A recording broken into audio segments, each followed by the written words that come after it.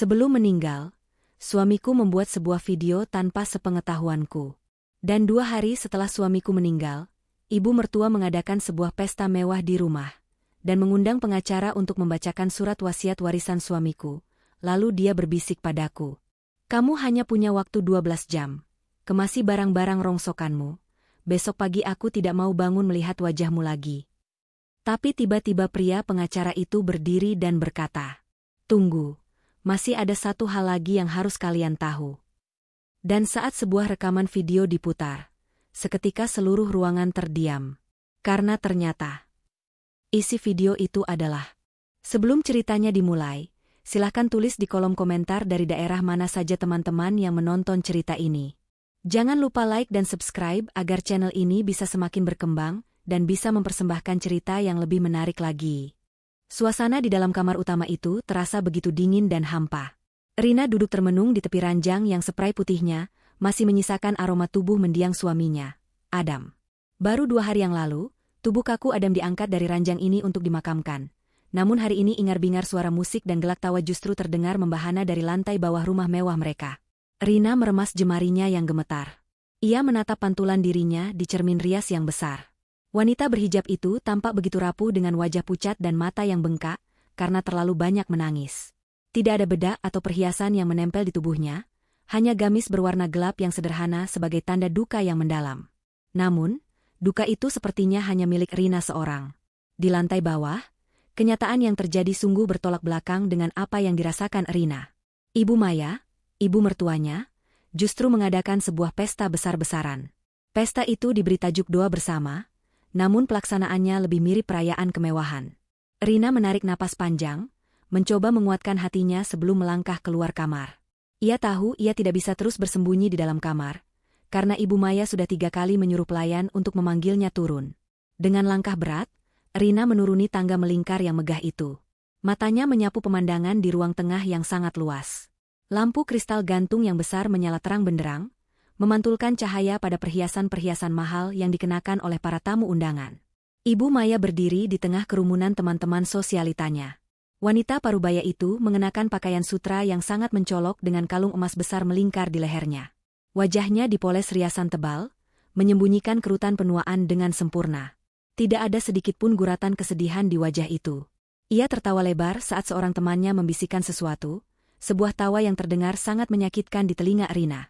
Di sudut lain, Ferry, adik ipar Rina, terlihat sedang sibuk memamerkan kunci mobil sedan mewah milik Adam kepada teman-temannya yang datang.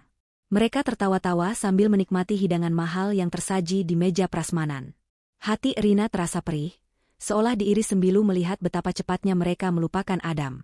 Rina baru saja menapakkan kaki di lantai dasar ketika Ibu Maya menyadari kehadirannya. Senyum di wajah Ibu Maya seketika lenyap, berganti dengan tatapan tajam yang merendahkan. Ia melambaikan tangan, memberi isyarat agar Rina segera mendekat. Rina berjalan menunduk melewati para tamu yang menatapnya dengan pandangan menilai. Bisik-bisik mulai terdengar di sekelilingnya. Mereka membicarakan penampilan Rina yang dianggap tidak pantas berada di tengah kemewahan rumah ini. Rina memang berasal dari keluarga sederhana, dan hal itulah yang selalu menjadi bahan hinaan Ibu Maya selama 5 tahun pernikahannya dengan Adam. Saat Rina sampai di hadapan Ibu Maya, ibu mertuanya itu tidak menyapanya dengan lembut. Ibu Maya justru menyodorkan sebuah nampan berisi gelas-gelas kosong bekas minuman tamu. Suaranya terdengar ketus dan dingin saat memerintah Rina. Ia berkata bahwa pelayan sedang sibuk di dapur menyiapkan makanan utama, jadi Rina harus membantu membereskan gelas-gelas kotor. Rina tertegun sejenak.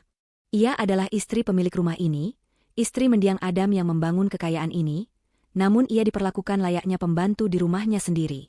Namun, Rina tidak ingin membuat keributan. Ia tidak ingin arwah suaminya tidak tenang melihat pertengkaran di rumah. Dengan patuh, Rina menerima nampan itu. Rina mulai berkeliling mengambil gelas-gelas kotor dari meja tamu. Setiap kali ia mendekat, para tamu wanita teman Ibu Maya akan sengaja menggeser duduk mereka seolah-olah Rina membawa penyakit menular. Salah satu teman Ibu Maya, seorang wanita dengan rambut disanggul tinggi, bahkan sengaja berdaham keras saat Rina mengambil gelas di depannya. Wanita itu berkata dengan suara yang cukup lantang agar didengar orang lain, menyindir tentang nasib menantu yang sebentar lagi akan menjadi gelandangan karena suaminya sudah tiada. Rina mendengar semua itu dengan jelas. Ia menggigit bibir bawahnya, menahan air mata yang mendesak ingin keluar. Ia harus kuat. Adam selalu berpesan padanya untuk menjadi wanita yang tegar, apapun yang terjadi. Di tengah kesibukannya melayani tamu, mata Rina menangkap sosok yang asing. Di pojok ruangan, dekat dengan pintu menuju taman belakang, duduk seorang pria tua. Pria itu mengenakan setelan jas yang terlihat agak kuno dan sedikit lusuh. Sangat kontras dengan tamu-tamu lain yang memakai pakaian bermerek terbaru.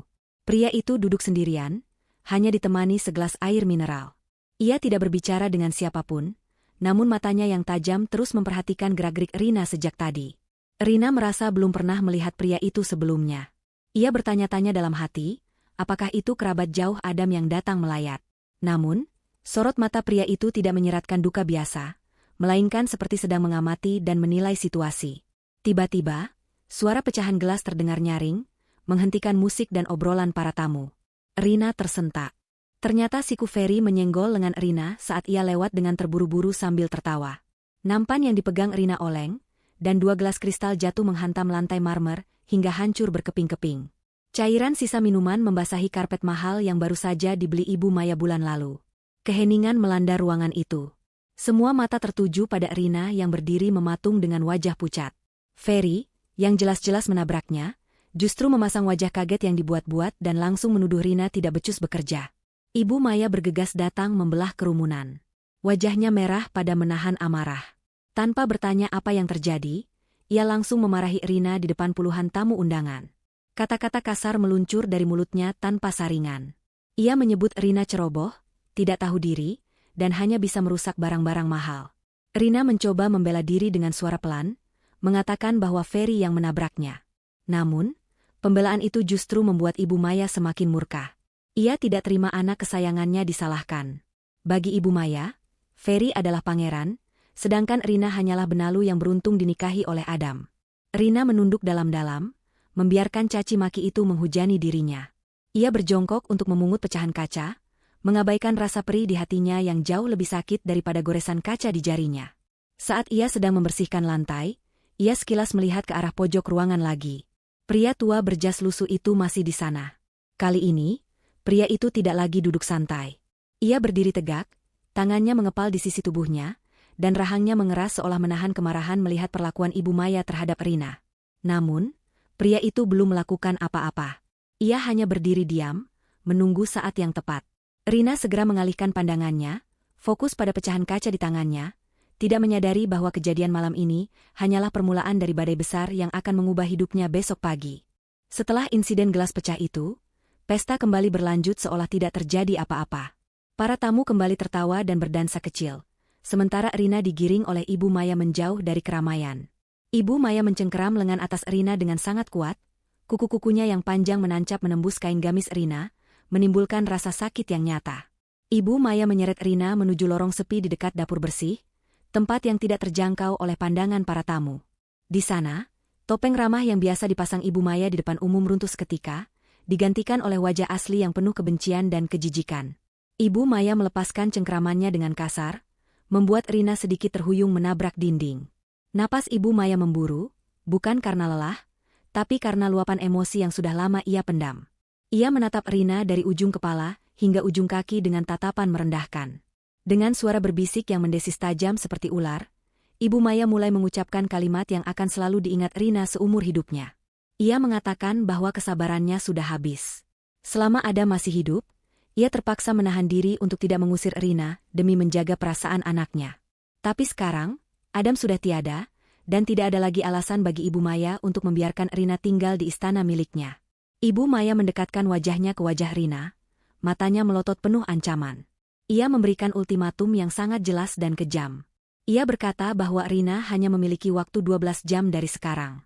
Waktu itu harus digunakan Rina untuk mengemasi seluruh barang-barangnya. Ibu Maya menekankan bahwa besok pagi, tepat saat matahari terbit, ia tidak mau lagi melihat wajah Rina di rumah ini. Jika Rina masih terlihat batang hidungnya besok pagi, Ibu Maya mengancam akan menyuruh satpam untuk menyeret Rina keluar secara paksa di hadapan para tetangga, sebuah penghinaan yang pasti akan sangat memalukan. Rina ternganga mendengar pengusiran yang begitu mendadak dan tidak manusiawi ini. Ia mencoba berbicara, mengingatkan Ibu Maya bahwa ini adalah rumah Adam, suaminya, dan ia berhak tinggal di sini setidaknya sampai masa iddahnya selesai atau sampai pembagian warisan jelas. Namun, Ibu Maya tertawa sinis. tawa yang kering dan tanpa rasa humor. Ia berkata dengan sombong bahwa seluruh harta Adam otomatis akan kembali kepada ibunya, karena mereka belum memiliki anak. Ia menganggap Rina tidak punya hak sepeser pun atas rumah mewah ini, mobil-mobil di garasi, maupun perabotan di dalamnya. Bagi Ibu Maya, Rina datang tanpa membawa apa-apa, maka ia pun harus pergi tanpa membawa apa-apa. Tiba-tiba, Ibu Maya berjalan menuju sebuah lemari penyimpanan di bawah tangga. Ia membuka pintu lemari itu dan menarik keluar sebuah benda dengan kakinya. Benda itu adalah sebuah kotak kardus bekas mie instan yang sudah terlihat kusam dan berdebu. Lakban coklat yang menyegelnya sudah mulai mengelupas di beberapa bagian. Ibu Maya menendang kotak kardus itu hingga bergeser dan berhenti tepat di kaki Rina. Rina menatap kotak itu dengan bingung. Ia mengenali kotak itu. Itu adalah kotak yang dulu dibawa Adam saat mereka pindah ke rumah ini 5 tahun lalu. Ibu Maya berkata dengan nada mengejek bahwa itu adalah satu-satunya warisan yang pantas untuk Rina. Ia menyebutnya sebagai kotak sampah berisi barang rongsokan yang selalu dijaga Adam seperti orang gila. Ibu Maya memerintahkan Rina untuk membawa pergi kotak itu sekalian. Ia tidak mau ada sampah peninggalan Adam yang mengotori gudangnya. Setelah mengatakan itu, Ibu Maya berbalik badan dan melenggang pergi kembali ke ruang pesta, meninggalkan Rina sendirian di lorong yang dingin itu bersama sebuah kotak kardus tua. Rina perlahan berjongkok. Air matanya kembali menetes, membasahi pipinya. Ia merasa begitu tidak berdaya. Diusir dari rumah yang ia rawat dengan penuh kasih sayang selama 5 tahun, di saat tanah makam suaminya bahkan belum kering. Namun, Rina teringat pesan Adam. Adam pernah berkata bahwa di dunia ini, seringkali penampilan luar menipu, dan hal yang paling berharga seringkali tersembunyi di tempat yang paling tidak diduga. Dengan sisa tenaga yang ia miliki, Rina mencoba mengangkat kotak kardus itu. Ia mengira kotak itu akan ringan karena Ibu Maya menyebutnya berisi rongsokan atau majalah bekas. Namun, saat Rina mengangkatnya, ia terkejut. Kotak itu sangat berat. Jauh lebih berat dari ukurannya. Ada bunyi logam berat yang beradu pelan di dalamnya saat kotak itu digerakkan. Rina mengerutkan kening. Rasa penasaran menyelinap di tengah kesedihannya. Apa sebenarnya isi kotak ini? Kenapa ada menyimpannya di gudang dalam kardus bekas mie instan jika isinya seberat ini? Namun, ini bukan tempat yang aman untuk membukanya. Rina mendekap kotak berat itu erat-erat di dadanya dan berjalan tertatih menaiki tangga menuju kamarnya. Sesampainya di kamar, Rina meletakkan kotak itu di atas meja. Ia mengunci pintu kamar rapat-rapat, takut jika tiba-tiba Ferry atau Ibu Maya masuk untuk mengganggunya lagi. Suara musik dari bawah masih terdengar samar-samar, tapi Rina mencoba mengabaikannya. Ia menatap jam dinding. Waktu 12 jam yang diberikan Ibu Maya sudah mulai berjalan. Ia harus segera berkemas. Rina mengeluarkan koper besarnya dan mulai memasukkan baju-bajunya. Ia hanya mengambil pakaian-pakaian sederhana miliknya, tidak menyentuh satupun perhiasan atau tas bermerek yang pernah dibelikan Adam, karena ia tahu Ibu Maya pasti akan mempermasalahkannya jika ia membawanya. Ia tidak butuh harta itu, ia hanya butuh harga dirinya. Setelah selesai memasukkan pakaian, pandangan Rina kembali tertuju pada kotak kardus di atas meja. Ia mendekatinya perlahan. Tangannya meraba permukaan kardus yang kasar dan berdebu. Ada tulisan tangan Adam di sisi kardus itu, menggunakan spidol hitam permanen yang tintanya sudah mulai pudar. Tulisannya berbunyi, "Untuk masa depan." Hati Rina berdesir. Ia ingat Adam pernah bercanda soal kotak ini.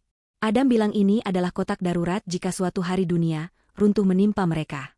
Rina selalu mengira itu hanya bercandaan Adam tentang koleksi komik lamanya atau mainan masa kecilnya. Rina mengambil gunting dari laci rias. Ia hendak membuka lakban kotak itu.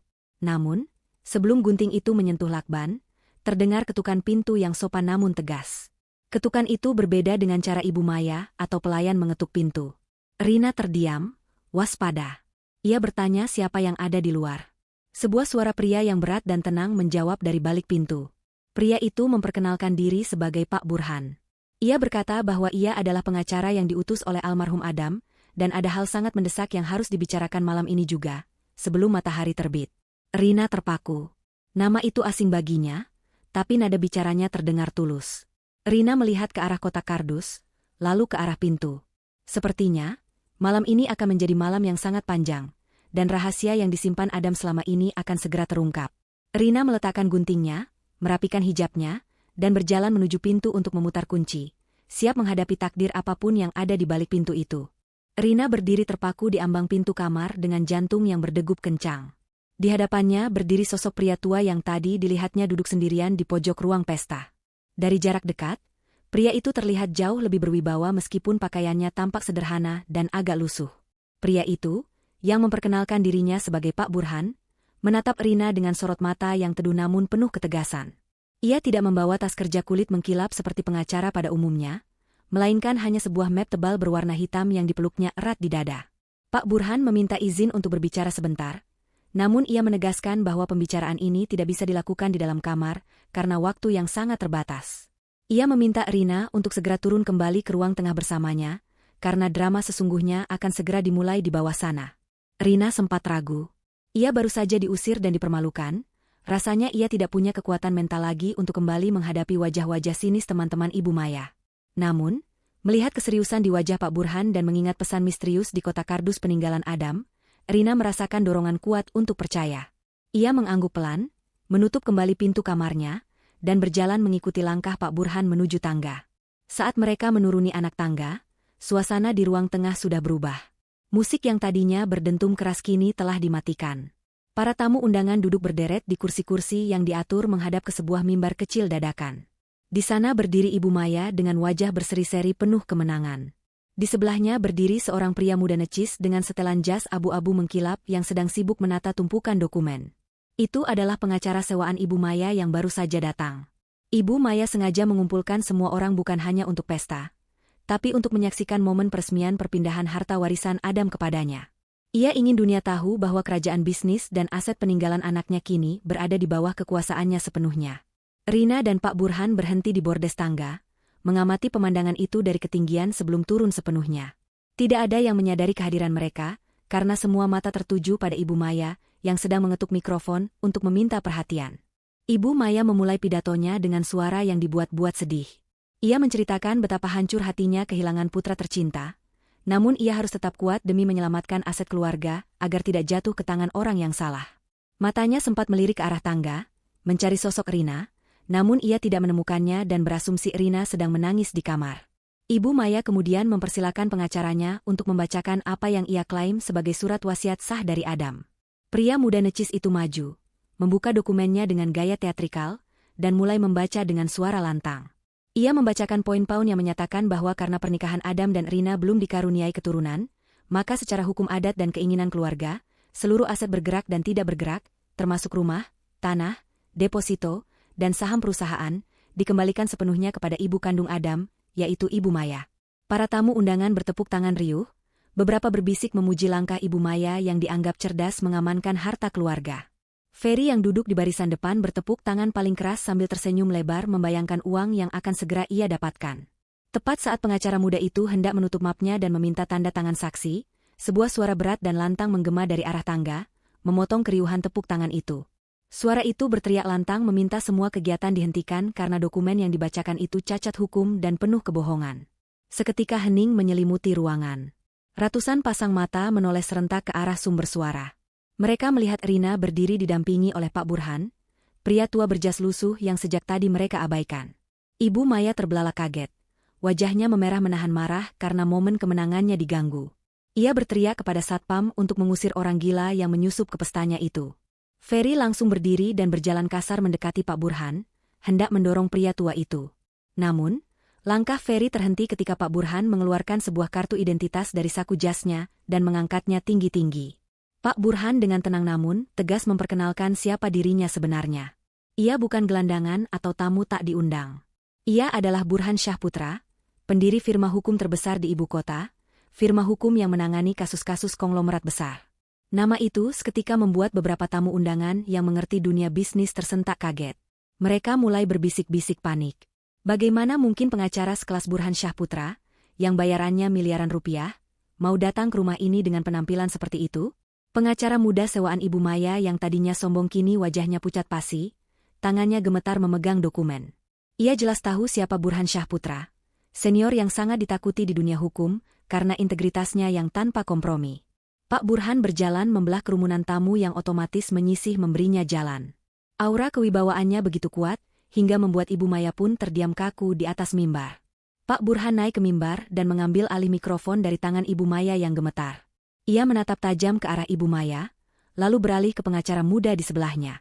Dengan suara dingin, Pak Burhan mengatakan bahwa surat wasiat yang baru saja dibacakan itu adalah palsu karena dibuat di bawah tekanan dan tanpa sepengetahuan almarhum Adam semasa hidup. Ia menjelaskan bahwa Adam sudah mengantisipasi hari ini akan datang. Sebulan sebelum meninggal, Adam datang menemui Pak Burhan secara rahasia untuk menyusun wasiat yang sebenarnya. Wasiat ini dilindungi oleh enkripsi digital dan terdaftar resmi di Pusat Data Kementerian Hukum, sehingga tidak ada satu orang pun yang bisa memalsukan atau mengubah isinya, bahkan Ibu Maya sekalipun. Pak Burhan menepuk map hitam tebal yang dibawanya. Ia berkata bahwa di dalam map ini tersimpan salinan fisik dari kehendak terakhir Adam yang sah dan mengikat secara hukum. Ibu Maya yang mulai panik mencoba membela diri. Ia berteriak histeris menuduh Pak Burhan bersekongkol dengan Rina untuk menipunya. Ia menuduh Rina telah membayar orang tua ini untuk berakting. Ibu Maya berusaha memprovokasi tamu-tamu agar tidak percaya.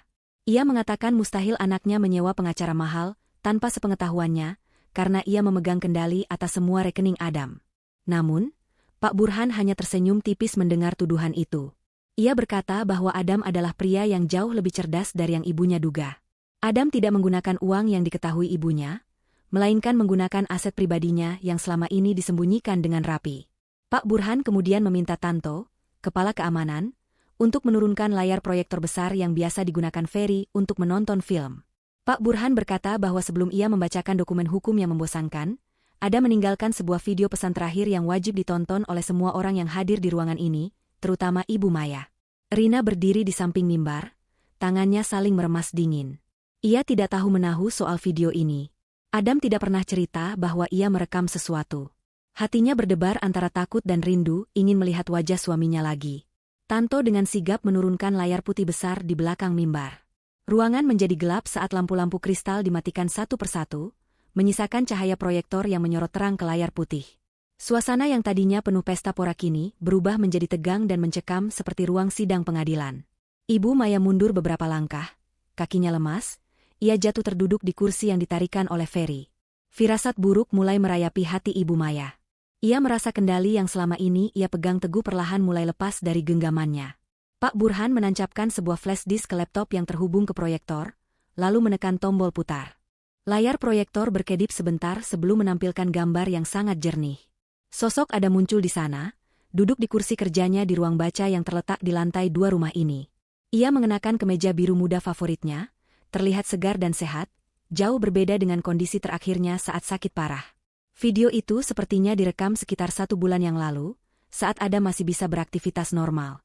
Melihat wajah suaminya yang tersenyum tenang di layar, tangis Rina pecah. Ia membekap mulutnya agar isak tangisnya tidak mengganggu suara video. Kerinduan yang membuncah membuatnya tak bisa mengalihkan pandangan sedetik pun. Di layar, Adam menatap lurus ke lensa kamera, seolah-olah ia sedang menatap langsung mata setiap orang yang ada di ruangan itu sekarang. Tatapannya teduh namun menyimpan ketajaman yang membuat siapapun yang punya salah merasa terintimidasi. Suara Adam terdengar jernih memenuhi ruangan melalui pengeras suara. Ia memulai dengan menyapa Rina dengan sebutan istriku tercinta, lalu menyapa ibunya. Nada suaranya tenang, tapi kata-kata yang diucapkannya mengandung sindiran tajam. Adam berkata bahwa jika video ini diputar oleh Pak Burhan, itu artinya ia sudah tidak ada lagi di dunia ini. Dan jika prediksinya benar, video ini pasti diputar di tengah keramaian pesta yang diadakan ibunya, tepat setelah ibunya mencoba mengusir Rina. Adam tersenyum getir di layar, seolah ia bisa melihat masa depan.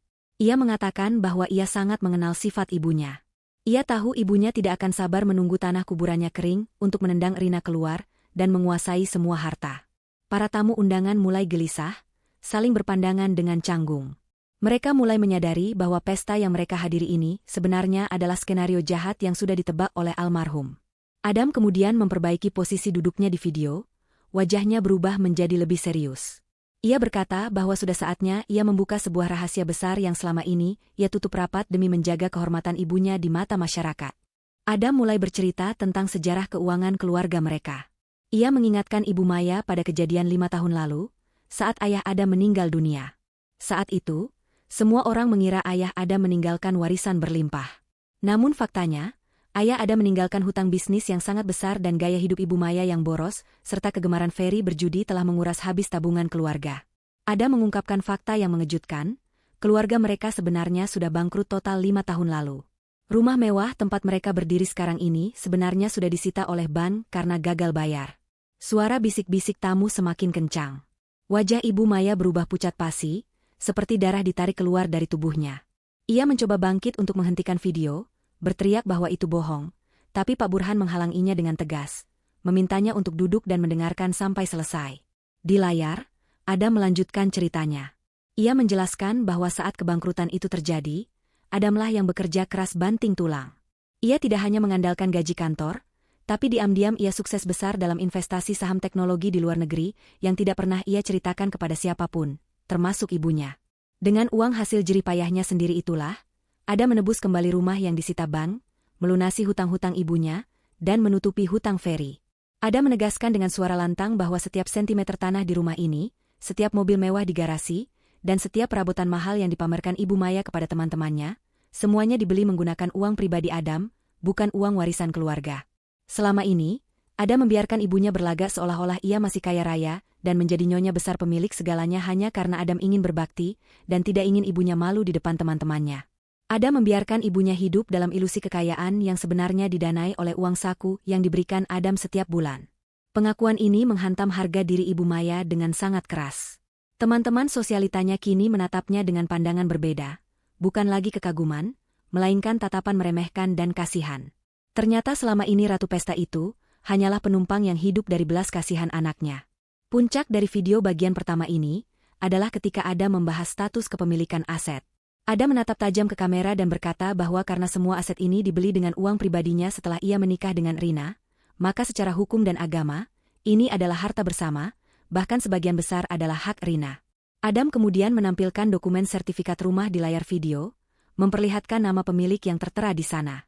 Bukan nama Ibu Maya, bukan pula nama keluarga besar, melainkan tertulis jelas nama, Rina Salsabila. Adam menjelaskan bahwa seminggu sebelum video ini dibuat, ia sudah melakukan balik nama semua aset properti dan kendaraan menjadi atas nama istrinya, Rina. Ia melakukan itu karena ia tahu persis, jika aset itu masih atas nama Adam, ibunya akan mencari 1000 cara licik untuk merebutnya. Adam berkata dengan nada final yang tidak bisa dibantah, bahwa mulai detik ini, pemilik tunggal dan sah dari seluruh kekayaan yang ada di rumah ini adalah Rina. Ibu Maya, Ferry, dan siapapun yang tinggal di sana hanyalah tamu yang menumpang. Adam memberi kuasa penuh kepada Rina untuk menentukan siapa yang boleh tinggal dan siapa yang harus angkat kaki. Kalimat itu bagaikan petir di siang bolong bagi Ibu Maya dan Ferry. Mimpi indah mereka untuk berfoya-foya dengan harta warisan hancur berkeping-keping dalam sekejap. Ferry yang tadinya sombong kini terduduk lemas, keringat dingin mengucur deras di pelipisnya. Ia membayangkan hutang-hutangnya yang menumpuk dan penagih hutang yang akan datang mengejarnya jika ia tidak punya uang. Rina yang berdiri di samping layar menatap wajah Adam di video dengan air mata yang terus mengalir. Namun kali ini bukan air mata kesedihan semata, melainkan air mata haru.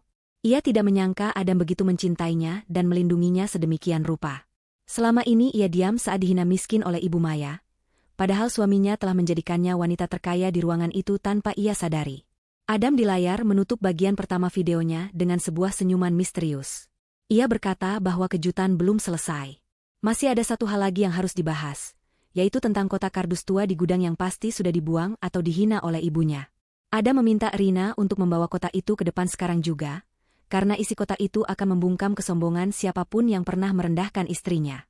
Video berhenti sejenak, menunggu instruksi selanjutnya. Semua mata kini beralih menatap Rina dan kotak kardus dekil yang diletakkan Pak Burhan di atas meja mimbar. Suasana di ruang tengah rumah mewah itu kini berubah drastis menjadi lautan keheningan yang mencekam. Tidak ada lagi suara denting gelas atau tawa renyah para sosialita yang sebelumnya memenuhi udara. Semua mata tertuju pada satu objek yang tergeletak di atas meja mimbar, sebuah objek yang sangat kontras dengan kemewahan interior ruangan itu. Objek itu adalah sebuah kotak kardus bekas mie instan yang kusam, berdebu, dan dilakban dengan asal-asalan. Kotak yang beberapa jam lalu ditendang dengan hina oleh Ibu Maya dan disebut sebagai sampah rongsokan. Kini, kotak itu menjadi pusat perhatian, seolah-olah ia adalah peti harta karun yang baru saja diangkat dari dasar laut. Rina berdiri di samping kotak itu, tangannya sedikit gemetar saat menyentuh permukaan kardus yang kasar. Ia bisa merasakan tatapan tajam Ibu Maya yang seolah ingin menelannya hidup-hidup. Namun kehadiran Pak Burhan di sebelahnya memberikan rasa aman yang aneh. Di layar proyektor, video Adam masih menjeda, menunggu perintah selanjutnya, seakan arwah Adam sendiri sedang mengawasi jalannya peristiwa ini dari alam baka. Pak Burhan memberi isyarat kepada Rina untuk membuka kotak itu. Pria tua itu menyerahkan sebuah pisau kecil pemotong kertas yang ia ambil dari saku jasnya. Rina menarik napas panjang, mencoba menenangkan detak jantungnya yang berpacu cepat. Ia mulai mengiris lakban coklat yang menyegel kotak itu. Suara irisan lakban terdengar begitu nyaring di ruangan yang sunyi senyap itu. Setiap gerakan tangan Rina diikuti oleh ratusan pasang mata yang penasaran. Ibu Maya, yang duduk lemas di kursinya, mendengus pelan dengan nada meremehkan. Ia bergumam cukup keras bahwa Rina hanya membuang-buang waktu semua orang dengan membuka sampah masa lalu Adam. Bagi Ibu Maya, isi kotak itu pasti hanyalah tumpukan komik bekas atau mainan murahan yang dulu sering dikoleksi Adam saat remaja, benda-benda yang menurutnya tidak memiliki nilai jual sama sekali. Ferry pun ikut mencibir, mencoba menutupi kegugupannya dengan tawanya yang sumbang, mengatakan bahwa mungkin isinya hanya baju-baju bekas yang bau apek. Namun, ketika Rina membuka tutup kardus itu, aroma kertas tua memang menyeruak keluar, tapi bukan bau apek yang mengganggu. Rina menyisihkan tumpukan koran bekas yang diletakkan di bagian paling atas sebagai pelindung. Tangannya menyentuh sesuatu yang dingin, keras, dan berat. Rina mengangkat benda pertama dari dalam kotak itu. Cahaya lampu proyektor yang terang menyorot benda di tangan Rina, memantulkan kilau keemasan yang menyilaukan mata. Seketika itu juga, terdengar suara tarikan napas kaget dari para tamu undangan secara bersamaan. Benda yang dipegang Rina bukanlah mainan atau besi tua, melainkan sebuah batangan emas murni seberat 1 kilogram. Kilau emas itu begitu murni dan menggoda, mematahkan segala ejekan yang tadi dilontarkan oleh Ibu Maya dan Ferry. Rina sendiri ternganga tak percaya. Ia kembali merogoh ke dalam kotak dan mengeluarkan batangan emas kedua, ketiga, hingga kelima. Total ada 5 batangan emas murni yang ia jejerkan di atas meja mimbar. Belum cukup sampai di situ, Rina melihat sebuah map plastik di dasar kotak. Ia membukanya dengan tangan gemetar. Di dalamnya terdapat lembaran-lembaran sertifikat asli rumah mewah yang mereka tempati saat ini, surat-surat kepemilikan tanah di beberapa lokasi strategis di pusat kota, serta BPKB dari mobil-mobil mewah yang terparkir di garasi. Semua dokumen itu tertulis jelas atas nama Adam Pratama, yang menurut video sebelumnya, kini telah dihibahkan sepenuhnya kepada Rina. Ternyata, selama ini dokumen asli yang dicari-cari oleh Ibu Maya di berangkas ruang kerja, Adam tidak ada di sana, karena Adam telah menyembunyikannya di tempat yang paling tidak mungkin disentuh ibunya, di dalam kardus sampah di gudang yang kotor. Ibu Maya terbelalak menatap tumpukan emas dan dokumen itu. Matanya yang tadinya layu kini membelalak lebar, dipenuhi oleh keserakahan yang tidak bisa disembunyikan. Ia spontan berdiri dan hendak berlari menuju mimbar untuk merebut harta karun itu. Mulutnya berteriak bahwa itu semua milik anaknya, jadi itu adalah haknya sebagai ibu. Namun, langkahnya terhenti ketika Tanto, kepala keamanan yang berbadan tegap, melangkah maju menghalangi jalannya atas perintah isyarat mata dari Pak Burhan. Ibu Maya meronta-ronta, menjerit histeris seperti orang yang kehilangan akal sehat, mengatakan bahwa Rina adalah pencuri yang menyembunyikan harta itu. Pemandangan itu sungguh memalukan. Seorang wanita terpandang yang tadi bersikap anggun Mbak Ratu, kini berubah menjadi beringas hanya karena melihat kilauan emas. Di saat keributan itu terjadi, Pak Burhan kembali menekan tombol putar pada laptop. Video Adam di layar kembali berjalan. Suara Adam yang tenang kembali memenuhi ruangan, meredam teriakan histeris Ibu Maya. Di dalam video, Adam tersenyum simpul sambil memegang sebuah kotak kardus yang sama persis dengan yang ada di depan Rina. Adam berkata bahwa ia sengaja melakukan ini. Ia tahu betul sifat ibunya. Ibunya adalah orang yang hanya menilai segala sesuatu dari bungkus luarnya. Ibunya selalu memuja barang-barang bermerek dengan kemasan mewah, dan sangat jijik pada hal-hal yang terlihat kumuh atau murah.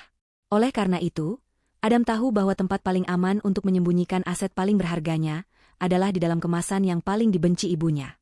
Kardus mie instan bekas itu adalah simbol dari penilaian dangkal ibunya selama ini. Adam melanjutkan penjelasannya dengan nada yang lebih emosional. Ia berkata bahwa Rina mirip dengan kotak kardus itu di mata ibunya. Rina selalu dipandang sebelah mata, dihina karena penampilannya yang sederhana, dianggap tidak berharga, dan diperlakukan seperti sampah yang harus dibuang.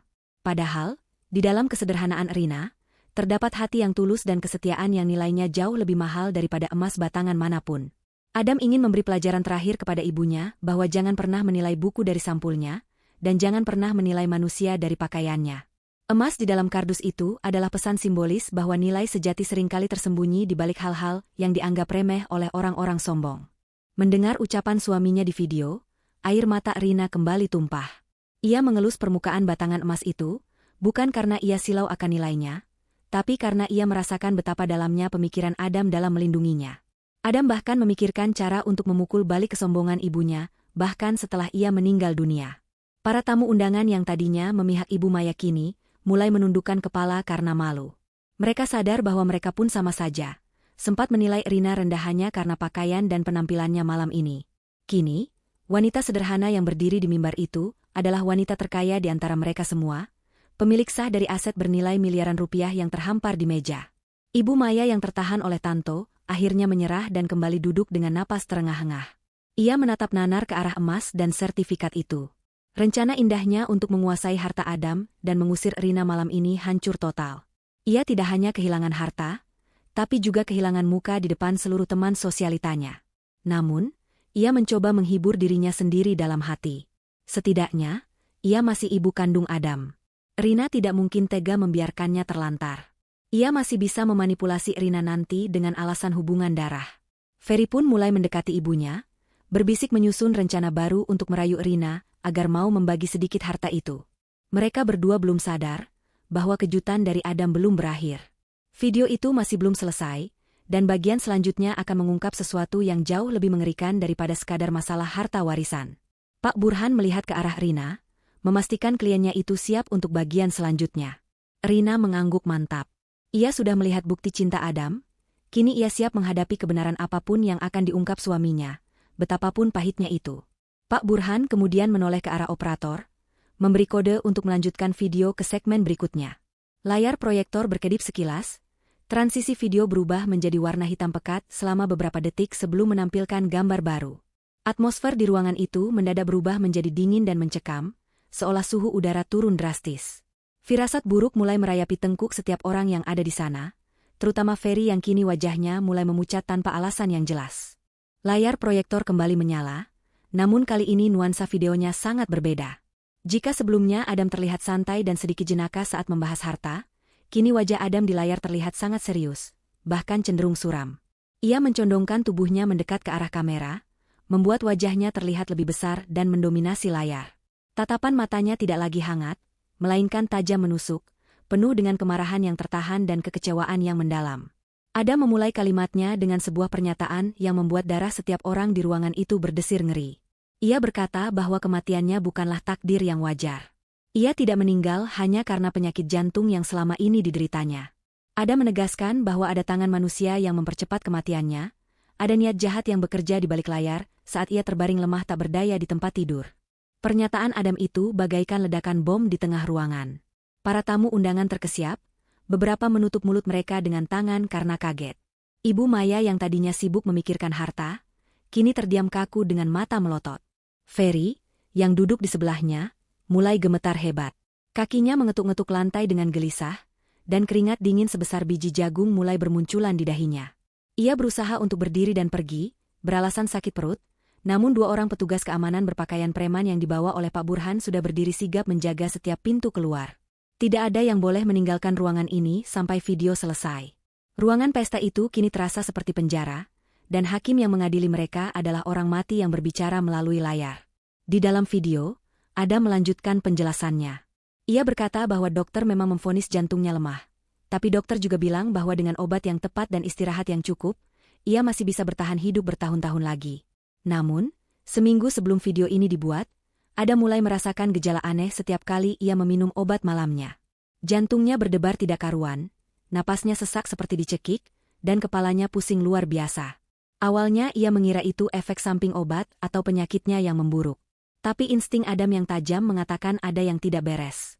Karena kecurigaan itulah, diam-diam Adam memasang kamera pengawas tersembunyi alias CCTV berukuran mikro di dalam kamarnya, tepat mengarah ke meja nakas tempat ia biasa meletakkan gelas minum dan obat-obatannya.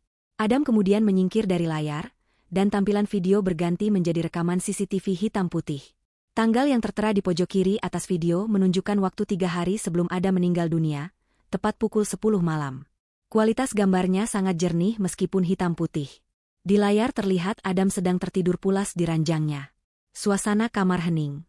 Beberapa saat kemudian, pintu kamar terbuka perlahan. Seseorang masuk dengan langkah mengendap-endap, berusaha tidak menimbulkan suara. Sosok itu mengenakan hoodie gelap, tapi wajahnya terlihat jelas saat ia melewati sorotan cahaya lampu tidur. Sosok itu adalah Ferry, adik kandung Adam sendiri. Rina menutup mulutnya menahan jeritan.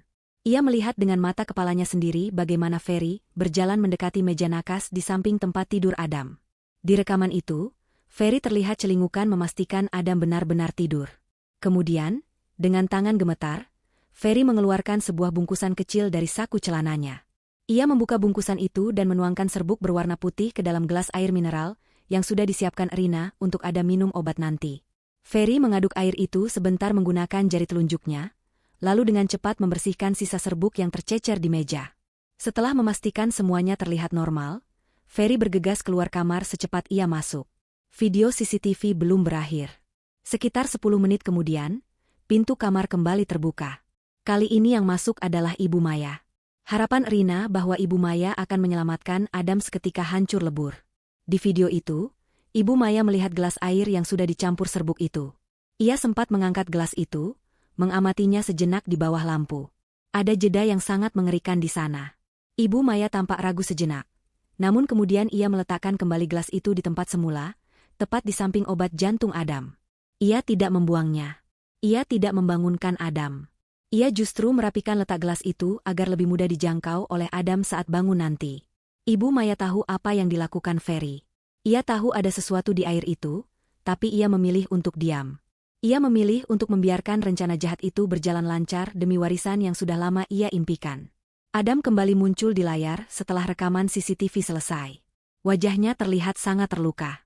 Ia berkata bahwa serbuk yang dimasukkan Ferry itu adalah zat aditif berbahaya, sejenis obat terlarang yang jika dicampur dengan obat jantungnya, akan memicu serangan jantung fatal yang terlihat alami. Adam sudah membawa sampel sisa air minum itu ke laboratorium swasta sehari setelah kejadian, dan hasilnya positif mengandung zat mematikan tersebut. Adam berkata ia tidak meminum air itu malam itu karena ia pura-pura tidur saat Ferry masuk, tapi ia menyimpan buktinya. Namun, kondisi jantungnya yang memang sudah lemah ditambah stres berat mengetahui keluarganya sendiri ingin membunuhnya, akhirnya benar-benar membuat kesehatannya drop drastis hingga ia meninggal 2 hari kemudian. Jadi secara teknis dan moral, Ferry dan Ibu Maya adalah pembunuh yang menyebabkan kematiannya.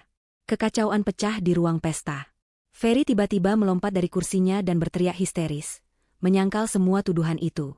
Ia berteriak bahwa video itu editan, rekayasa komputer, dan fitnah keji. Ia berlari kencang menuju pintu keluar, menabrak beberapa tamu undangan hingga jatuh. Namun, usahanya sia-sia. Tanto, kepala keamanan yang setia, dengan sigap menangkap tubuh Ferry dan membantingnya ke lantai dengan teknik kuncian yang melumpuhkan. Ferry meronta-ronta di lantai, berteriak memanggil ibunya minta tolong. Sementara itu, Ibu Maya duduk terpaku di kursinya. Wajahnya pucat pasi seperti mayat hidup. Ia tidak bisa bergerak, tidak bisa bicara. Bukti CCTV itu terlalu nyata. Terlalu telanjang memperlihatkan kekejamannya membiarkan anaknya sendiri meregang nyawa. Pak Burhan mengambil mikrofon lagi, suaranya menggelegar memenuhi ruangan, menenangkan keributan. Ia berkata bahwa salinan asli video CCTV ini dan hasil laboratorium sudah ia serahkan kepada pihak kepolisian 1 jam yang lalu. Adam sudah memberikan instruksi yang sangat jelas. Jika ia meninggal dunia secara mencurigakan, maka bukti ini harus langsung diproses hukum. Suara sirene mobil polisi mulai terdengar mendekat dari kejauhan, semakin lama semakin keras, memecah keheningan malam di luar sana. Tamu-tamu undangan mulai panik dan ketakutan, menyadari bahwa mereka sedang berada di tempat kejadian perkara pembunuhan berencana. Pesta mewah itu kini berubah menjadi panggung tragedi kriminal yang mengerikan. Rina menatap nanar ke arah Ibu Maya dan Ferry. Hatinya hancur berkeping-keping, bukan karena kehilangan harta, tapi karena menyadari betapa kejamnya manusia yang seharusnya menjadi keluarga. Ia melihat suaminya, Adam, yang begitu baik hati, harus berakhir hidupnya di tangan ibu dan adiknya sendiri hanya karena uang. Rasa hormat yang dulu ia miliki untuk Ibu Maya kini lenyap tak berbekas, berganti dengan rasa jijik dan kemarahan yang meluap-luap. Rina melangkah maju mendekati Ibu Maya yang masih membisu. Dengan suara bergetar namun tegas, Rina berkata bahwa mulai detik ini, tidak ada lagi hubungan menantu dan mertua di antara mereka. Yang ada hanyalah korban dan pelaku kejahatan. Malam ini, topeng keluarga bahagia itu benar-benar hancur, menampakkan wajah iblis yang bersembunyi di baliknya. Dan kedatangan polisi yang sebentar lagi akan mendobrak pintu, akan menjadi penutup yang pantas bagi sandiwara keji Ibu Maya dan Ferry. Suara sirene mobil polisi yang meraung-raung di halaman depan rumah mewah itu akhirnya berhenti, digantikan oleh suara derap langkah sepatu bot yang berat dan tegas menghantam lantai marmer. Pintu utama yang tinggi dan megah didorong terbuka dengan kasar dari luar. Sekelompok petugas kepolisian berseragam lengkap, didampingi oleh beberapa detektif berpakaian preman, merangsek masuk ke dalam ruang pesta yang kini telah berubah menjadi arena penghakiman. Suasana kepanikan seketika melanda para tamu undangan. Jeritan-jeritan kecil terdengar dari para ibu-ibu sosialita yang ketakutan. Mereka yang tadinya duduk manis menikmati drama keluarga kini berhamburan menepi ke dinding, berusaha menjauhkan diri dari pusaran masalah, takut jika mereka akan ikut terseret ke dalam kasus hukum yang memalukan ini. Cahaya lampu senter polisi menyapu ruangan yang remang-remang, menambah dramatis suasana malam itu. Di tengah ruangan, Ferry masih meronta-ronta di lantai dalam kuncian Tanto, kepala keamanan rumah yang bertubuh kekar. Wajah Ferry yang biasanya licin dan sombong kini berlumuran keringat dingin dan debu lantai. Matanya liar mencari celah untuk kabur, namun kekuatan Tanto jauh di atasnya. Saat melihat polisi mendekat dengan borgol di tangan, pertahanan mental Ferry runtuh seketika. Ia menyadari bahwa hidupnya sebagai pemuda kaya yang bebas dan manja akan segera berakhir di balik jeruji besi. Ketakutan akan penjara membuatnya kehilangan akal sehat. Ia mulai berteriak histeris, bukan lagi menyangkal perbuatannya, melainkan mencari kambing hitam untuk menyelamatkan dirinya sendiri. Dan orang pertama yang ia korbankan adalah orang yang melahirkannya. Ferry menjerit dengan suara parau sambil menunjuk-nunjuk ke arah ibunya yang duduk terpaku di kursi. Ia berteriak kepada polisi bahwa ia tidak melakukan semua ini sendirian. Ia meraung mengatakan bahwa semua ide gila ini berasal dari Ibu Maya. Menurut pengakuan Ferry yang diteriakkan di depan umum, ibunyalah yang pertama kali mengusulkan untuk melenyapkan Adam. Ferry membeberkan bahwa ibunya terus-menerus mendesaknya setiap hari, mengatakan bahwa jika Adam tidak segera mati, maka mereka semua akan diusir dari rumah dan hidup melarat, karena Adam berencana memotong semua akses keuangan mereka. Ferry mengaku bahwa ia hanya menuruti perintah ibunya karena takut dan tertekan. Ia hanyalah anak yang berbakti yang terjebak dalam ambisi jahat ibunya sendiri. Mendengar tuduhan anak kandungnya sendiri, Ibu Maya yang tadinya diam membatu seolah tersengat listrik. Ia bangkit berdiri dengan tubuh gemetar hebat. Wajahnya merah padam, campuran antara rasa malu yang luar biasa dan kemarahan yang meledak-ledak. Ia tidak terima disalahkan, apalagi dituduh sebagai dalang pembunuhan di depan teman-teman sosialitanya yang selama ini memujanya. Ibu Maya berjalan terhuyung mendekati Ferry, yang sedang ditarik berdiri oleh polisi. Tanpa peringatan, tangan Ibu Maya melayang menampar pipi Ferry dengan sangat keras. Suara tamparan itu menggema di seluruh ruangan, membungkam bisik-bisik para tamu. Ibu Maya berteriak memaki Ferry sebagai anak tidak tahu diuntung. Ia menyangkal semua tuduhan itu, mengatakan bahwa Ferry berbohong demi meringankan hukumannya sendiri. Pertengkaran antara ibu dan anak itu menjadi tontonan yang sangat menyedihkan sekaligus menjijikkan. Mereka saling membuka aib satu sama lain tanpa rasa malu. Ferry, yang pipinya memerah akibat tamparan ibunya, membalas dengan membeberkan rahasia lain yang lebih kelam. Ia berteriak bahwa hutang-hutang besar yang melilitnya bukan hanya karena gaya hidupnya sendiri, tapi juga untuk menutupi hutang arisan berlian ibunya yang bodong. Ferry mengatakan bahwa ibunyalah yang menyuruhnya mencari obat terlarang itu dari kenalannya di dunia malam. Ia bahkan menyebutkan secara detail bagaimana Ibu Maya tersenyum lega saat tahu kondisi Adam memburuk setelah meminum obat itu. Setiap kalimat yang keluar dari mulut Ferry, bagaikan paku yang menancap di peti mati reputasi Ibu Maya. Polisi yang bertugas tidak membiarkan drama itu berlangsung terlalu lama. Komandan polisi memberi isyarat kepada anak buahnya untuk segera mengamankan tersangka. Ferry, yang masih terus berteriak memaki ibunya, diseret paksa keluar ruangan menuju mobil patroli. Borgol besi mengunci kedua tangannya di belakang punggung, membatasi geraknya. Saat melewati Rina yang berdiri diam di samping mimbar, Ferry sempat menatap kakak iparnya itu dengan tatapan memohon. Ia merengek meminta Rina untuk mencabut laporan, berjanji akan memberikan apa saja asalkan ia tidak dipenjara. Namun, Rina hanya menatapnya dengan pandangan dingin dan kosong. Tidak ada lagi rasa kasihan di hati Rina untuk pembunuh suaminya. Rina memalingkan wajah, membiarkan Ferry dibawa pergi menembus malam yang gelap. Kini giliran Ibu Maya yang berhadapan dengan hukum. Meskipun di rekaman CCTV ia tidak terlihat melakukan aksi peracunan secara langsung, namun tindakan pembiaran yang dilakukannya, serta kesaksian Ferry yang memberatkannya, sudah cukup menjadi alasan bagi polisi untuk membawanya ke kantor guna pemeriksaan lebih lanjut. Seorang polisi wanita mendekati Ibu Maya dengan sopan namun tegas, memintanya untuk ikut ke kantor polisi guna memberikan keterangan. Ibu Maya menepis tangan polisi wanita itu. Ia berusaha mempertahankan sisa-sisa harga dirinya. Ia merapikan gaun sutranya yang kusut dan mengangkat dagunya tinggi-tinggi, mencoba terlihat berwibawa meski matanya basah oleh air mata ketakutan. Ia menoleh ke arah teman-temannya, berharap ada yang membelanya. Namun, harapan itu sia-sia. Teman-teman sosialitanya yang dulu selalu memuji dan menjilatnya, kini memalingkan muka, pura-pura sibuk dengan tas atau telepon genggam mereka. Tidak ada satupun yang mau membela seorang ibu yang tega membiarkan anaknya mati demi harta. Rina menyaksikan semua kehancuran itu dengan hati yang berkecamuk. Ia melihat wanita yang selama 5 tahun ini ia panggil, Ibu, dengan penuh hormat, kini terlihat begitu kerdil dan menyedihkan. Wanita yang selalu menghina asal-usul Rina yang miskin, ternyata memiliki jiwa yang jauh lebih miskin dan kotor. Rina menyadari bahwa kemewahan yang selama ini diagung-agungkan oleh Ibu Maya hanyalah topeng rapuh, yang menutupi kebusukan moral yang parah. Saat Ibu Maya digiring berjalan melewati Rina, langkahnya terhenti sejenak. Ibu Maya menatap Rina, mulutnya bergerak-gerak ingin mengucapkan sesuatu. Mungkin permintaan maaf atau mungkin makian terakhir. Namun, kata-kata itu tertahan di tenggorokan. Tatapan mata Rina yang tajam dan penuh wibawa membuatnya ciut. Untuk pertama kalinya dalam hidupnya, Ibu Maya merasa kalah telak di hadapan menantu yang selalu ia remehkan. Pak Burhan, yang berdiri tenang di samping Rina, memberikan anggukan hormat kepada komandan polisi. Ia menyerahkan flash disk berisi bukti rekaman asli dan dokumen hasil laboratorium kepada polisi sebagai barang bukti yang sah. Pak Burhan memastikan bahwa proses hukum akan berjalan transparan dan tanpa intervensi. Setelah polisi membawa Ibu Maya keluar, meskipun statusnya masih sebagai saksi terperiksa namun dengan potensi besar menjadi tersangka, suasana di ruangan itu perlahan mulai tenang, meski ketegangan masih terasa kental di udara. Para tamu undangan masih terpaku di tempatnya, terlalu syok untuk beranjak pulang. Mereka merasa seperti baru saja menonton film thriller yang menjadi kenyataan di depan mata kepala mereka sendiri. Rina menarik napas panjang, mencoba mengisi paru-parunya dengan udara yang terasa sedikit lebih bersih setelah kepergian Ferry dan Ibu Maya.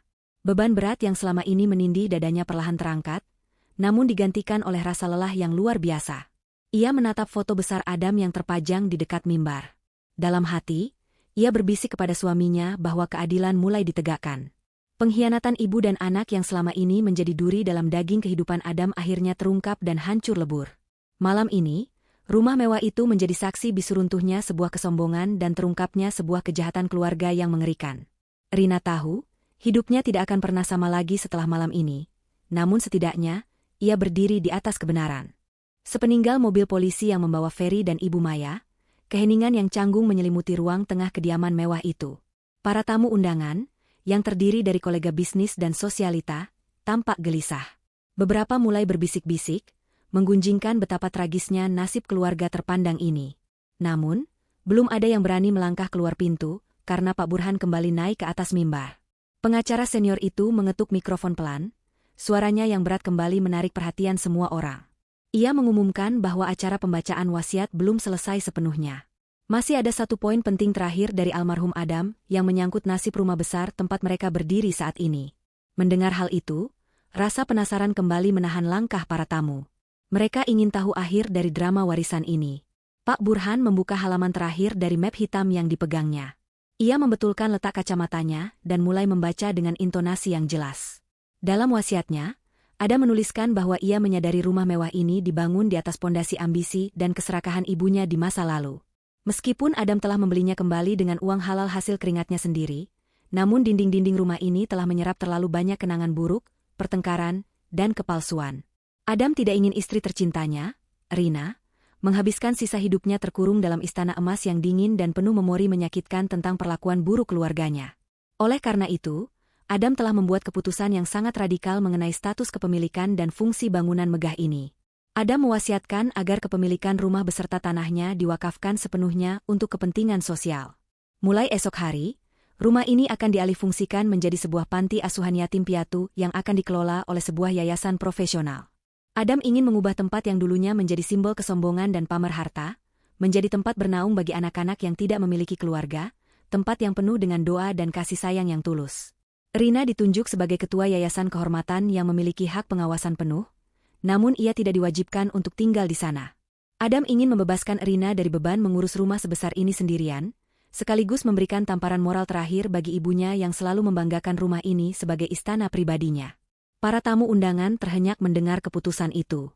Mereka membayangkan rumah seharga puluhan miliar rupiah ini akan diisi oleh anak-anak yatim, bukan lagi pesta-pesta glamor kaum elit. Sebagian dari mereka merasa kagum dengan kemuliaan hati Adam, namun sebagian lain merasa ironis melihat nasib rumah yang dulu begitu eksklusif. Rina sendiri menitikan air mata mendengar wasiat ini. Ia mengerti maksud Adam. Suaminya ingin membersihkan harta mereka, menyucikan tempat ini dari dosa-dosa masa lalu dengan amal jariah yang tidak akan terputus.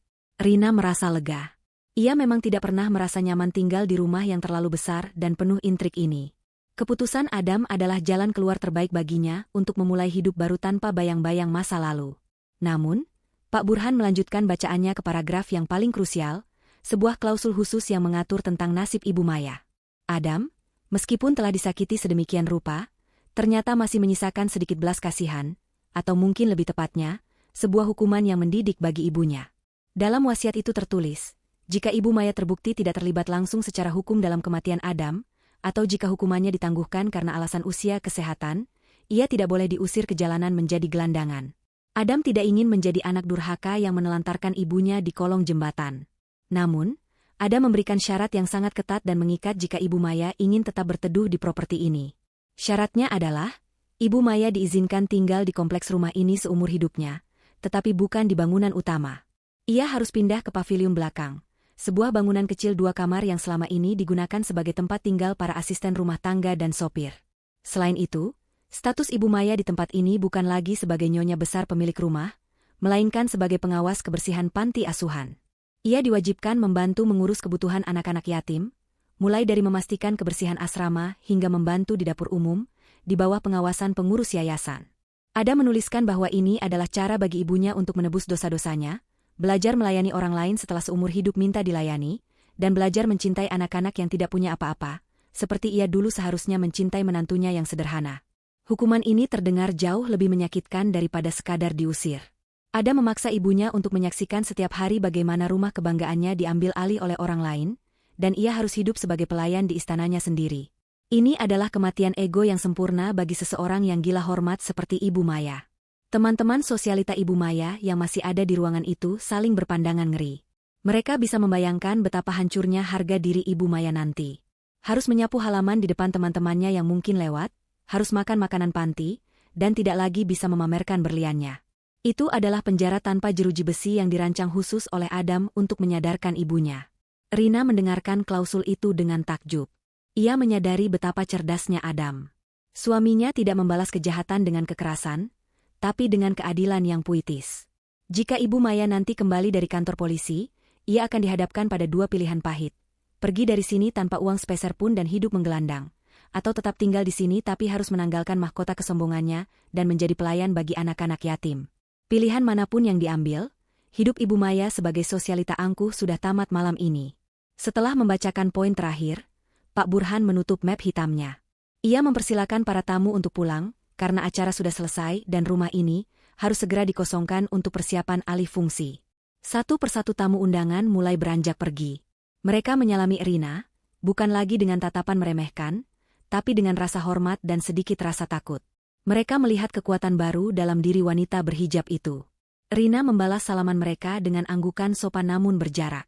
Ia tidak butuh pengakuan mereka. Ia hanya butuh ketenangan. Saat tamu terakhir keluar, Rina berjalan menuju jendela besar yang menghadap ke taman belakang. Ia melihat paviliun kecil di kejauhan, tempat yang gelap dan sepi. Ia membayangkan Ibu Maya tinggal di sana nanti, merenungi nasibnya. Rina tidak merasa dendam, tapi ia juga tidak merasa kasihan. Ia hanya merasa bahwa setiap perbuatan pasti ada balasannya, dan karma telah datang menjemput pemiliknya dengan cara yang tak terduga. Rina kemudian berbalik menatap Pak Burhan. Tugas mereka malam ini belum selesai. Mereka harus memastikan semua aset berharga, terutama emas batangan dan dokumen di meja mimbar, diamankan sebelum fajar menyingsing. Dan Rina harus mempersiapkan mentalnya untuk menghadapi Ibu Maya besok pagi, saat wanita itu kembali untuk mengambil barang-barangnya dan menghadapi realita barunya. Kalimat, "Kamu hanya punya waktu 12 jam," yang diucapkan Ibu Maya tadi sore, kini berbalik arah menyerang pengucapnya sendiri dengan kekuatan yang berlipat ganda. Fajar mulai menyingsing di ufuk timur, memancarkan semburat cahaya oranye yang menembus jendela-jendela besar rumah mewah itu. Semalam adalah malam yang sangat panjang dan melelahkan, namun Rina sama sekali tidak bisa memejamkan mata. Ia duduk di sofa ruang tengah, ditemani secangkir teh hangat yang sudah mulai dingin, menunggu kepulangan mantan ibu mertuanya.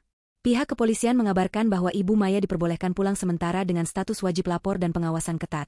Karena bukti keterlibatan langsungnya dalam pembunuhan masih perlu didalami lebih lanjut, berbeda dengan Ferry yang sudah ditetapkan sebagai tersangka utama dan ditahan. Rina tahu, Ibu Maya akan kembali ke sini karena wanita itu tidak punya tempat lain untuk pergi. Semua asetnya sudah habis, dan teman-temannya sudah menjauh. Rumah ini, meskipun statusnya sudah berubah, adalah satu-satunya atap yang menaunginya. Tepat pukul 6 pagi, sebuah taksi berhenti di depan gerbang yang menjulang tinggi. Pemandangan itu sangat kontras dengan kebiasaan Ibu Maya yang biasanya selalu dijemput sopir pribadi dengan mobil mengkilap. Dari dalam taksi, keluarlah sosok wanita parubaya yang tampak sangat kacau. Gaun sutra mahal yang dipakainya semalam kini terlihat kusut dan kusam. Riasan wajahnya luntur, menyisakan noda hitam di bawah mata yang membuatnya terlihat seperti hantu. Rambutnya yang biasa disasak rapi kini berantakan tertiup angin pagi. Ibu Maya berjalan gontai memasuki halaman rumah dengan langkah berat. Tidak ada lagi keangkuhan dalam cara berjalannya, yang ada hanyalah keletihan dan ketakutan akan masa depan. Saat Ibu Maya membuka pintu utama, ia terkejut melihat Rina sudah berdiri di sana, menunggunya dengan tangan terlipat di dada. Di belakang Rina, berdiri Pak Burhan dan Tanto, dua sosok yang kini memegang kendali atas aturan di rumah ini. Ibu Maya mencoba menegakkan kepalanya, berusaha memanggil sisa-sisa wibawanya sebagai nyonya besar. Ia hendak berjalan melewati Rina menuju tangga, berniat langsung masuk ke kamar utamanya yang mewah untuk beristirahat dan menenangkan diri. Ia berpikir bahwa setelah drama semalam, ia bisa bernegosiasi ulang atau setidaknya istirahat dulu sebelum memikirkan langkah selanjutnya. Namun, langkah kakinya terhenti ketika Rina merentangkan tangan, menghalangi jalannya menuju tangga utama. Rina menatap mata Ibu Maya lekat-lekat. Dengan suara yang tenang namun menusuk, Rina mengingatkan Ibu Maya pada ucapannya sendiri kemarin sore. Rina berkata bahwa waktu 12 jam yang diberikan Ibu Maya kepadanya untuk angkat kaki sudah habis. Namun, nasib berkata lain. Roda kehidupan telah berputar 180 derajat. Kini, giliran Rina yang memberikan aturan main. Rina menegaskan bahwa sesuai wasiat Adam yang sah, Ibu Maya dilarang keras menginjakan kaki di bangunan utama rumah ini, apalagi tidur di kamar utama. Bangunan induk ini mulai hari ini disterilkan untuk persiapan renovasi menjadi asrama panti asuhan. Tempat bagi Ibu Maya bukan lagi di sini, melainkan di paviliun belakang, tempat yang dulu sering Ibu Maya sebut sebagai kandang tikus yang hanya pantas untuk pelayan. Ibu Maya membelalakan matanya, tidak percaya Rina benar-benar tega melakukan hal itu padanya. Ia mulai berteriak, memaki Rina sebagai menantu durhaka yang tidak punya hati nurani. Ia mengungkit-ungkit bahwa ia adalah ibu kandung Adam, nenek dari cucu-cucu yang tidak pernah lahir. Ia berdalih bahwa ia butuh kenyamanan karena usianya sudah tua. Namun, Rina tidak goyah sedikitpun. Rina menjawab dengan dingin bahwa justru, karena menghormati Adamlah ia tidak membiarkan Ibu Maya menggelandang di jalanan. Paviliun belakang masih sangat layak huni, ada kasur, ada kamar mandi, dan ada atap. Itu jauh lebih baik daripada sel penjara yang kini dihuni oleh Ferry. Rina memberikan pilihan terakhir, terima tinggal di paviliun dan ikuti aturan yayasan, atau silakan angkat kaki dari gerbang sekarang juga tanpa membawa apa-apa. Mendengar nama Ferry dan penjara disebut, nyali Ibu Maya langsung ciut. Ia sadar ia tidak punya uang sepeser pun di dompetnya. Kartu kreditnya pasti sudah diblokir, dan ia tidak punya aset untuk dijual. Jika ia keluar dari gerbang ini, ia benar-benar akan menjadi gelandangan. Dengan menahan tangis kehinaan, Ibu Maya akhirnya mengangguk lemah. Ia kalah. Ia menyerah. Ia kemudian hendak berjalan naik ke kamarnya untuk mengambil barang-barang pribadinya, perhiasan, dan koleksi tas mahalnya. Tapi sekali lagi, Pak Burhan berdeham keras dan menghentikan langkahnya. Pengacara itu menjelaskan bahwa semua barang yang ada di dalam rumah ini, termasuk tas bermerek, perhiasan, dan baju-baju desainer yang dibeli menggunakan uang Adam, kini telah menjadi aset yayasan yang akan dilelang untuk dana operasional panti asuhan. Ibu Maya menjerit histeris. Ia merasa dirampok di siang bolong. Ia menangis meraung-raung di lantai, memohon agar diizinkan membawa setidaknya satu tas Hermes kesayangannya atau satu set berliannya. Itu adalah harta terakhirnya, identitasnya sebagai sosialita. Namun Pak Burhan menggeleng tegas. Hukum adalah hukum. Barang-barang itu dibeli dengan uang yang digelapkan dari perusahaan Adam. Jadi itu adalah barang bukti dan aset curian yang sudah dikembalikan. Rina kemudian menyodorkan sebuah tas belanja besar berbahan kain ramah lingkungan. Ia berkata kepada Ibu Maya bahwa ia hanya boleh mengambil pakaian sehari-hari yang sederhana, perlengkapan mandi, dan barang-barang pribadi yang tidak bernilai jual tinggi. Ibu Maya diberi waktu 1 jam untuk mengemasi barang-barang itu di bawah pengawasan Tanto, agar tidak ada barang berharga yang diselundupkan. Pemandangan selanjutnya sungguh menyedihkan sekaligus menjadi pelajaran berharga bagi siapapun yang melihatnya. Ibu Maya, sang ratu pesta, tertatih-tatih naik ke kamarnya diikuti oleh satpam. Di dalam kamar yang luas itu, ia harus memilah baju-bajunya. Ia menangis saat harus meninggalkan gaun-gaun malamnya yang indah, dan hanya bisa memasukkan kaos serta celana bahan biasa ke dalam tas kain. Ia harus melepas jam tangan mewah di pergelangan tangannya dan menyerahkannya kepada Tanto. Ia harus meletakkan kembali kotak perhiasannya ke dalam brankas. Dalam waktu 1 jam, seluruh kemewahan yang melekat di tubuhnya dilucuti habis, menyisakan seorang wanita tua biasa yang rapuh dan miskin. Setelah tas kain itu penuh, Ibu Maya digiring keluar dari bangunan utama. Ia berjalan melewati ruang tengah yang kini mulai didatangi oleh orang-orang dari yayasan yang sedang mengukur ruangan. Ia berjalan keluar menuju halaman belakang, melewati taman yang indah, menuju sebuah bangunan kecil terpisah di pojok lahan. Paviliun itu catnya sudah agak kusam, jendelanya kecil, dan hanya memiliki teras sempit. Dulu, Ibu Maya bahkan enggan melirik tempat ini karena dianggap kotor. Sekarang, tempat ini adalah satu-satunya dunianya. Saat Tanto membuka pintu paviliun, bau apek menyeruak keluar karena sudah lama tidak dihuni. Di dalamnya hanya ada tempat tidur besi tua dengan kasur busa tipis, sebuah lemari kayu kecil, dan kipas angin berdebu. Ibu Maya berdiri di ambang pintu, kakinya terasa berat untuk melangkah masuk. Ia menoleh ke belakang, menatap istana megah yang baru saja ia tinggalkan. Ia melihat Rina berdiri di balkon lantai 2, menatapnya dari kejauhan. Dulu, posisi mereka terbalik. Dulu, Ibu Maya yang berdiri di balkon menatap Rina yang bekerja di taman. Sekarang, karma telah menempatkan segala sesuatu pada tempatnya dengan presisi yang mengerikan. Rina tidak tersenyum mengejek, wajahnya datar tanpa ekspresi. Tatapan itu justru lebih menyakitkan bagi Ibu Maya, karena menunjukkan bahwa dirinya sudah tidak dianggap penting lagi. Dengan air mata bercucuran, Ibu Maya melangkah masuk ke dalam paviliun sempit itu dan menutup pintunya. Suara pintu yang tertutup itu menandai akhir dari era kejayaannya dan awal dari masa penebusan dosanya yang panjang dan sunyi. Matahari sudah meninggi, menyinari halaman rumah dengan terik yang hangat. Kesibukan di rumah besar itu semakin menjadi-jadi. Beberapa truk boks besar mulai berdatangan, parkir berjajar di halaman depan. Orang-orang berseragam biru muda dengan logo Yayasan Panti Asuhan mulai hilir mudik mengangkut barang. Mereka memindahkan perabotan mewah yang tidak ramah anak untuk dibawa ke balai lelang, dan menggantinya dengan ranjang-ranjang susun serta meja belajar. Rumah yang dulunya dingin dan kaku itu, kini mulai terasa hidup dengan energi baru. Rina mengamati semua kesibukan itu dari teras depan. Hatinya terasa lega. Beban berat amanah dari Adam satu persatu mulai tertunaikan. Ia merasa seolah-olah Adam tersenyum padanya dari suatu tempat. Bangga melihat rumah ini akhirnya memiliki tujuan yang mulia. Di paviliun belakang, Ibu Maya sudah mulai menjalani hukuman sosialnya. Salah satu pengurus yayasan yang tegas sudah memberinya sapu lidi dan serok sampah. Ibu Maya, dengan mengenakan daster rumahan yang sederhana, terlihat sedang menyapu halaman belakang dengan gerakan kaku dan canggung. Sesekali ia berhenti untuk menyeka keringat dan menangis. Namun ia tidak berani membantah karena pengurus yayasan sudah memperingatkan bahwa jika ia malas, jatah makannya akan dikurangi. Pemandangan mantan sosialita yang kini menyapu guguran daun kering itu, menjadi simbol keadilan yang sangat kuat. Rina melihatnya sekilas, namun ia tidak berniat untuk mendekat atau mengejek. Hukuman terbesar bagi Ibu Maya bukanlah kemiskinan, melainkan hilangnya harga diri dan kenyataan bahwa ia harus melayani orang lain seumur hidupnya. Sementara itu, urusan hukum dengan Ferry juga sudah dipastikan berjalan lancar. Pak Burhan baru saja mendapat telepon dari kantor polisi bahwa bukti-bukti yang ada sangat kuat. Ferry terancam hukuman penjara minimal 20 tahun karena percobaan pembunuhan berencana dan penyalahgunaan obat terlarang. Pemuda manja yang tidak pernah susah itu kini harus belajar kerasnya kehidupan di balik jeruji besi, tanpa ada ibu yang bisa melindunginya atau uang yang bisa menyuap sipir. Keluarga yang dibangun di atas pondasi keserakahan itu telah runtuh total, rata dengan tanah, menyisakan puing-puing penyesalan bagi para pelakunya. Rina kembali masuk ke dalam rumah untuk mengambil barang terakhirnya. Ia hanya membawa satu koper sedang yang berisi pakaian dan barang-barang pribadinya yang penuh kenangan dengan Adam, seperti album foto dan buku harian. Ia tidak membawa satupun perhiasan atau uang tunai hasil penjualan aset, karena semua uang itu sudah ia alokasikan ke rekening yayasan sesuai wasiat. Rina ingin keluar dari rumah ini sebersih saat ia masuk dulu.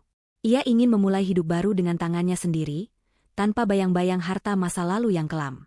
Saat ia menyeret kopernya menuju pintu utama, Pak Burhan sudah menunggunya di dekat mobil sedan hitam yang mesinnya sudah menyala. Pak Burhan tersenyum hangat melihat Rina. Ia mengambil koper dari tangan Rina dan memasukkannya ke bagasi mobil. Kemudian, pengacara tua itu merogoh saku jasnya dan mengeluarkan sebuah amplop tebal, serta sebuah kunci rumah dengan gantungan kayu sederhana berbentuk rumah kecil. Pak Burhan menyerahkan benda itu kepada Rina. Ia menjelaskan bahwa ini adalah kejutan terakhir dari Adam yang belum sempat diceritakan di video. Adam tahu bahwa Rina tidak akan mau tinggal di rumah mewah ini, dan Adam juga tahu Rina tidak gila harta.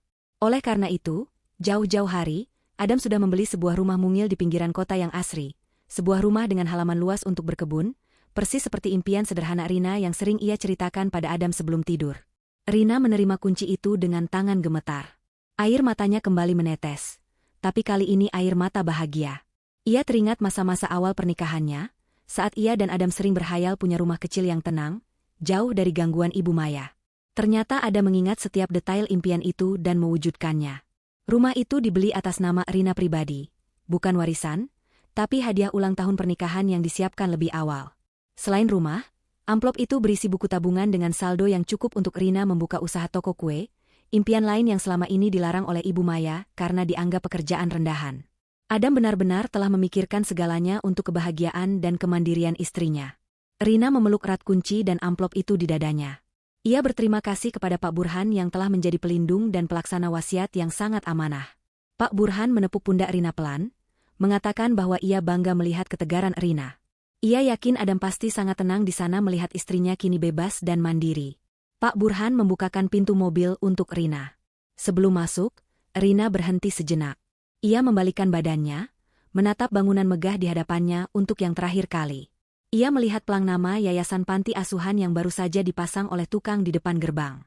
Tulisan, Panti Asuhan Adam Pratama, berkilau ditimpa sinar matahari. Rina menarik napas dalam-dalam, menghirup aroma kebebasan yang segar. Ia tidak merasa kehilangan rumah besar itu. Justru ia merasa melepaskan beban yang sangat berat. Ia meninggalkan semua kemunafikan, kesedihan, dan rasa sakit di tempat ini. Ia meninggalkan Ibu Maya dengan karma dan penyesalannya. Ia meninggalkan kenangan buruk tentang Ferry. Yang ia bawa hanyalah cinta Adam yang tulus dan harapan akan masa depan yang cerah. Rina masuk ke dalam mobil, duduk dengan nyaman di kursi penumpang. Mobil sedan hitam itu perlahan bergerak meninggalkan halaman rumah. Dari kaca jendela mobil, Rina melihat Ibu Maya yang sedang menyapu di kejauhan berhenti sejenak. Wanita tua itu menatap mobil yang membawa Rina pergi menjauh. Ada tatapan kerinduan dan penyesalan yang mendalam di mata Ibu Maya, seolah ia baru menyadari bahwa ia telah menyia-nyiakan satu-satunya orang yang tulus di keluarga ini. Tapi semuanya sudah terlambat. Mobil Rina terus melaju, keluar dari gerbang tinggi, berbelok ke jalan raya, dan semakin lama semakin mengecil hingga akhirnya menghilang di tikungan jalan. Rina menyandarkan kepalanya di jok mobil sambil tersenyum. Langit di luar sana begitu biru dan cerah.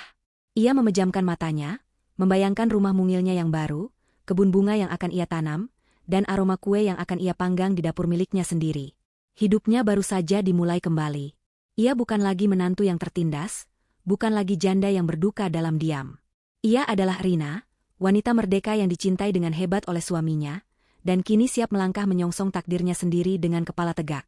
Dan di suatu tempat di sana, ia tahu Adam sedang tersenyum, berbisik bangga, "Selamat jalan menuju kebahagiaan, sayangku."